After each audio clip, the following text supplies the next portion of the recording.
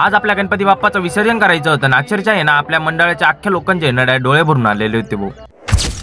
तर काय विषय पब्लिक, जय श्रीराम. मी आहे त्याच्या सर्वांनी स्वागत आहे आपल्या नवीन अशा ब्लॉगमध्ये. सकाळी सकाळी आमच्या मंडळाकडे गेलो भाऊ, यांचं चालू होतं विसर्जनाचं काम. म्हटलं काही विषय नाही, पण आपल्याला अख्खा गुलालचं भरून टाकला ना आपला समाभाव आवरात नव्हता.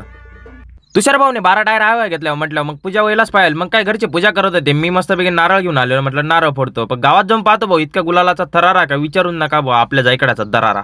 या बाईचा आज बड्डे होता, मग काय याला केक वगैरे घेऊन द्यावा लागतोय. मग काय याला केक वगैरे घेऊन दिला बा, आनंदी. म्हटलं चला आता जायकडातून जावं लागतंय, पण जायकड्यामध्ये पाहतो बा सर्वचे सर्व गणपती चालले होते विसर्जनासाठी. मग काय आपल्या बाप्पाला पण घेऊन जायचं होतं. मग त्याआधी म्हटलं आपण अगरबत्ती वगैरे लावून द्यावा आपल्या सर्वच्या सर्व घरच्यांचे ना गणपती येऊन लागलेले. आता या बाईचा बड्डे म्हटल्यावर याचा केक वगैरे पहिले कापून घेऊ. मग काय याचा बड्डे सेलिब्रेट केला आणि त्यानंतर मस्त केक वगैरे कापला त्या बहिणी. मग त्यानंतर आम्ही साईडला उभं राहिलो. म्हटलं चला आहे ना मस्त केक वगैरे खाऊन घेऊ.